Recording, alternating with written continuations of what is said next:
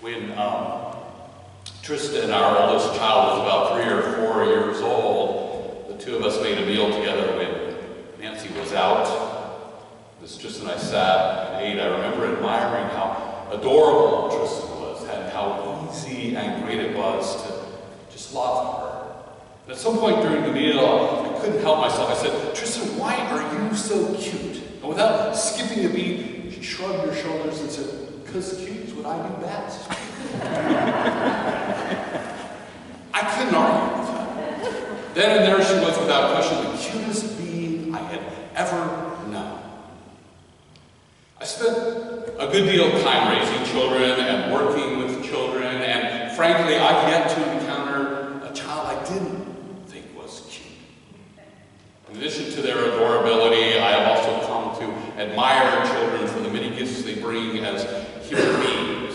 They are smart and funny and amazingly caring and concerned about others. The well-being of others is often on their minds. They have a ton of respect and love for children. I've always felt they somehow seem closer to God.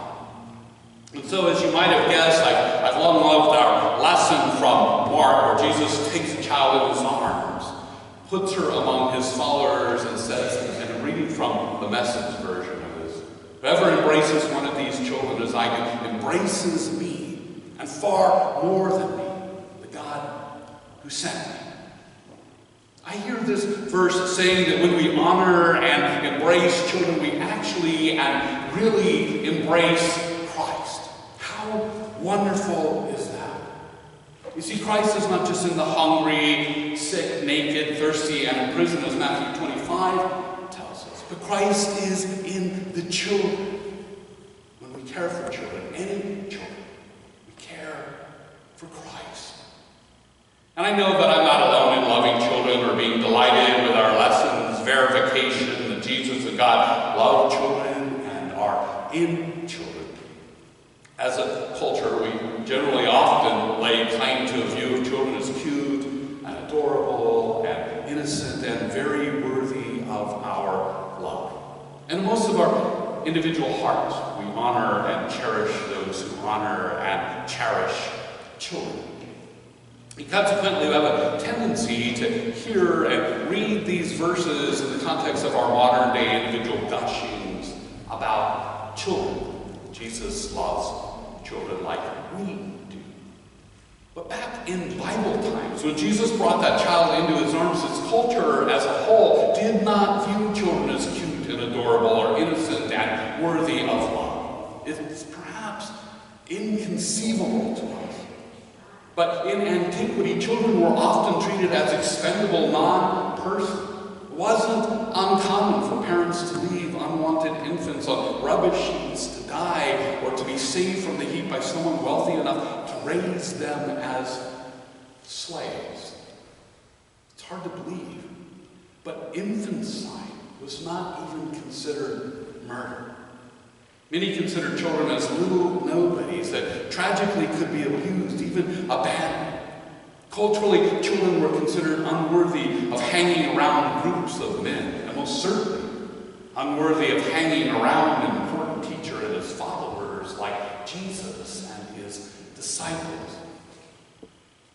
You see, Jesus' act of holding that child out, of embracing her, was a radical act in his culture. Even more radical because he declared her and all other children as envoys of himself and of God. And throughout the gospel stories, we hear about Jesus wandering way beyond strict social boundaries by embracing and honoring the vulnerable, powerless, expendable nobodies to the culture. And children were the most vulnerable. And in our story, Jesus declares every child has inherent worth, and he instructs his followers to serve, to hold up, to care for, and to embrace the most vulnerable. That, he says, is the way to greatness. And Jesus carried his message to love neighbor to what may seem like an easy and obvious extension to us, to love children. This was a quantum leap in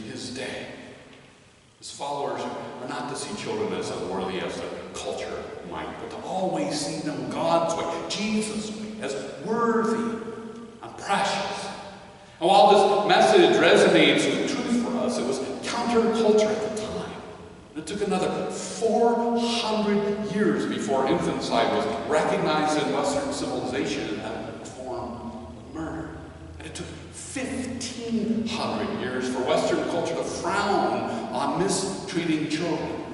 I read one report indicating that until the 18th century, about 80% of children would have been classified as battered children today. Jesus' words, notwithstanding, children until fairly recently were often severely disciplined under spare the rod, spoil the child mentality. Not only that, children were worked cruelly hard in various forms of industrial slavery. Despite the centuries of cruelty that children endured in Western culture, Jesus' declaration of children's worth and godliness continued to beckon over the ages, vibrating in the pages of the gospel with a plain truth. And while early Protestant theologians like Calvin and Wesley preached an innate sinfulness and depravity in children, thankfully by the 1830s most respectable theologians had abandoned the idea of infant damnation. Inroads to Jesus' way of embracing children took far, far too long, sinfully too long. But it finally got us to today. Children matter far more than before. Thankfully, through the grace of God, we have come a long way. Our gushing over children is a good and godly thing. And while we all know the horrible truth that children can still be neglected, mistreated, and abandoned, the difference is we understand Jesus' teachings and we long to, and often do, strive to stop abuse. We see it as wrong. That's huge. It's radical. And we can trace it back to Jesus and frankly to the good and godly way God created and creates children. The pandemic has understandably diminished the presence of our beloved youth and children in our worship service. Thank goodness we have some here today. We miss them all and their families much and are very grateful for the beloved children and youth that have been able to attend when they can. We've continued as best we can to provide loving ministries for them. Christian Eds has scheduled events throughout the pandemic, including one next week at Ariel Park. We're grateful, too, for our pre-pandemic efforts. We held weekly Sunday school, had a great children's choir and children in the bell choir. Laura has continued, even in the pandemic, to do wonders, finding ways to incorporate the available children and youth into worship. She's done that ever since I've been here. Until the pandemic, for 5 years in a row, we held a week-long peace camp for children called Peace Village, and we will have them again. We also had to cancel last year's Community Family Players production of A Christmas Carol. We expect all our children and youth ministries to be started up as soon as we can. In fact, some of them are showing signs of life.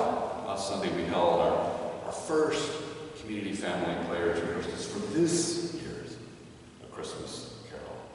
More than 24 youth, children, and adults gathered up here, right here, in this space to begin an amazing process of putting on a play through a ministry at this church that is specifically designed to connect youth to the community through the performing arts, put on a great Christmas event for all of the community, and raise money for those experiencing homelessness. We've also been working for months, planning and building and putting together a new and exciting children's nook downstairs in the social hall. Hannah, Charlotte, Becky, Michael, John, Scott, and I have all helped transform that old stage area into a special place for children and families to sit and read and play and eat in the social hall. And in a few moments, we're going to dedicate that wonderful children's nook. And if you haven't seen it yet, take a moment after church to wander into the social hall and check it out. It's absolutely wonderful. Thanks to all the hard work of the Children's Nook team and to the building committee who helped that come through as well.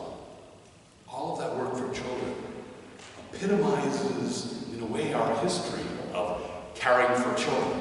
We've long sought to embody Jesus' radical claim that whoever embraces one of these children as I do, embraces me and more than me, God who sent me. The movement Jesus started as thankfully brought us a long way towards embracing children as Jesus did and still does. It has brought our culture a long way too. And that is good. Good.